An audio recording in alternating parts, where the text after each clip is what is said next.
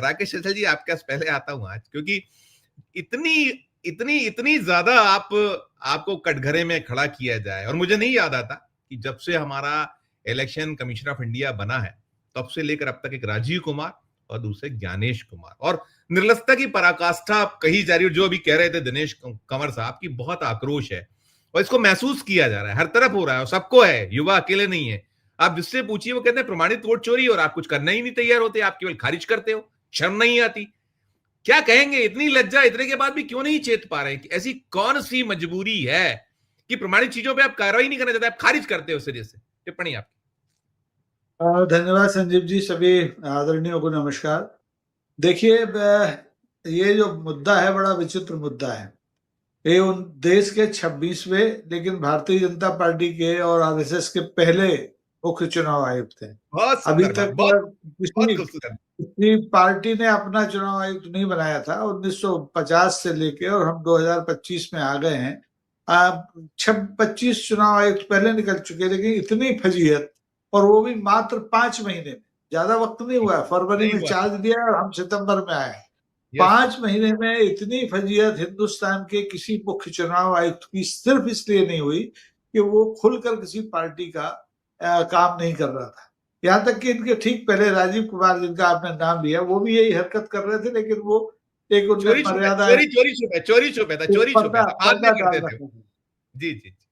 तो समस्या ये हुई है कि इन ज्ञानेश बाबू ने मात्र 5-6 महीने में इस देश के मुख्य चुनाव आयोग का जो इकबाल था, पूरी दुनिया में जो जितने नवोदित राष्ट्र थे वो चुनाव प्रक्रिया देखने हिंदुस्तान आते थे, उस इकबाल को मिट्टी में मिला दिया। इकबाल तो पहले भी था, लेकिन टीएन शेषन जब 90-91 के बीच में मुख्य चुनाव आयुक्त बने, तो उन्होंने ये प्रमाणित किया कि हमारे पास नाखून भी है, हमारे पास दांत भी है, हम नख दंत विहीन संवैधानिक संस्था नहीं है। और उन्होंने उन्हीं कानूनों के दायरे में रह करके देश में स्वतंत्र, निष्पक्ष, भयमुक्त चुनाव करके दिखाया, और उस परंपरा को अभी ओपी रावत तक मेरे ख्याल से कायम रखा गया। अब लेकिन जो हालात है, जो जैन जी की बात अभी हमारे निशिकांत द्विवेदी महाराज कर रहे थे, पंडित जी, तो वो उसको, उसके लिए पहला जो खेती तैयार की है, पहली जो जमीन बनाई है, वो ज्ञानेश कुमार ने बनाई। वरना देश की नौजवान पीढ़ी इतनी उत्तेजित नहीं थी। एसआईआर नहीं होता तो देश की नई जो नौजवान पीढ़ी, जेन जी पीढ़ी है, नेक्स्ट जनरेशन पीढ़ी, वो सड़क पर नहीं आती।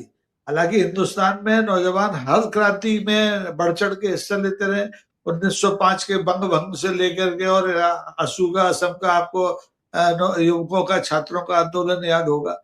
तो अब ये निशिकांत दुबे को पता नहीं कौन सी आटे की चक्की का आटा खाते हैं, ये समझ नहीं पा रहे कि कोई भी आंदोलन होता है, कोई भी क्रांति होती है, वो सत्ता प्रतिष्ठान के खिलाफ होती है, विपक्ष के खिलाफ नहीं होती। कांग्रेस 11 साल से सत्ता में नहीं है, तो जैन जी अगर सड़कों पर आया है तो भारतीय जनता पार्टी के लिए आया है, भारतीय जनता पार्टी के गठबंधन की सरकार के लिए आया है। तो ऐसे में आप जैन जी के साथ खड़े होकर के, अभी तो वोट चोरी चल रही है, इन्होंने तो आंदोलन चुराए हैं, अन्ना का पूरा आंदोलन चुरा के चले गए, और अन्ना को पता ही नहीं चला बेचारे को, वो रालेगढ़ सिद्धि में चुपचाप बैठे हुए हैं। तो ये आदतन चोर लोग हैं, इन्होंने आंदोलन चुराए, इन्होंने भावनाएं चुराई, इन्होंने वोट चुराए, और बेशर्मी के साथ चुराए। अगर मैं ज्ञानेश कुमार की जगह मैं होता, कल्पना कीजिए, मैं हो नहीं सकता था क्योंकि मेरी योग्यता इतनी नहीं है, लेकिन अगर मैं होता तो मैं 3 काम करता। या तो पहले, सबसे पहले राहुल गांधी जो एलओपी के नेता हैं, उनके आरोपों की जांच के लिए एक कमेटी बना देता। दूसरा ये होता कि एक स्पष्ट वक्तव्य देता, और कि भाई ये है, और ये सामने जो अभी उन्होंने कहा ना, ये आरोप लगने के बाद कि हमने तो कर्नाटक के चुनाव आयोग को ये जानकारियां दे दी थी, आपने आधी अधूरी जानकारियां दी। आपने वहां की सीआईडी को कुछ भी नहीं दिया जो वो मांग रही थी। तीसरी बात, अगर मैं इतनी फैलियत देखता कि 5 महीने में देश पूरा, आधे से ज्यादा देश मेरे खिलाफ खड़ा हो गया, तो मैं कहता भैया ये धरी तुम्हारी कट्टी माला, कोई दूसरा मुख्य चुनाव आयुक्त बना लो, मेरे मुद्दे का नहीं। लेकिन बेशर्मी की चादर इतनी गाढ़ी ओढ़ दी है कि इन्हें न सर्दी लगती है, न गर्मी लगती है, न लोगों का गुस्सा नजर आता है, और उस गुस्से को भड़काने के काम और कर रहे हैं, उल्टी सीधी बयान दे करके। गिरिराज का आपने सुना है अभी, पंडित गिरिराज जी का, वो कह रहे हैं अर्बन नक्सल, तो हम तो 4 लोग हैं जो बैठे हैं, सब हम अर्बन नक्सल हैं भाई। नक्सलवाद का आंदोलन भी उस नेचुरली जमाने के जैन जी का आंदोलन था। वो यस आंदोलन भी किसान मजदूरों के लिए नौजवानों ने लड़ा था, वो कोई बुड्ढों ने नहीं लड़ा था। माफ करें, जोशी जी बैठे हैं हमारे सीनियर, उस आंदोलन में युवक वो युवा और थे, उस समय किसान और युवा थे, मजदूर थे। उस समय युवा थे, उस समय युवा थे, उस समय युवा थे। उस समय युवा थे। तो सवाल यही है कि सत्ता प्रतिष्ठान के खिलाफ गुस्सा जो इस देश में उमड़ रहा है, उससे ये पार्टी और ये पार्टी की सरकार बहुत भयभीत है, सदमे में है। आपने लिखा ही है अपने शीर्षक में कि सिंहासन डोल रहा है, और जो काशी में गंगा माँ ने जिन्हें बुलाया था, उनकी बाएं बाएं निकल रही है। अब बम बम नहीं हो रही है, पहले घर घर मोदी हो रहा था, अब घर घर बम बम हो रहा है। भैया कि हाइड्रोजन बम किस दिन फट जाएगा। तो इसलिए आप देखें कि देश लगातार नेपाल की तरफ बढ़ रहा है, नेपाल जैसा होने की तरफ बढ़ रहा है। लेकिन भगवान करे कि हमारे देश में ऐसा ना हो। हम गांधी के अनुयायी वाले देश हैं, हम अहिंसा से, सत्याग्रह से, इन सारी चुनौतियों से निपटने में समर्थ हैं।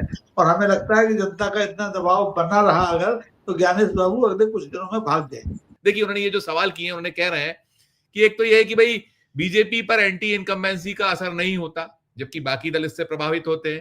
पहले कम तकनीक में चुनाव जल्दी हो जाते थे, अब महीनों तक चलते हैं। एक दिन में चुनाव क्यों नहीं होते? चुनाव आयोग इलेक्ट्रॉनिक डेटा क्यों नहीं देता? जानबूझकर ऐसी वोटर लिस्ट देता है जिससे मशीन से नहीं पढ़ा जा सकता। फिर वो कह रहे हैं कि भाई आरोप जो उनके, चुनाव आयोग सीसीटीवी फुटेज नहीं देता ताकि कोई सबूत ना बचे।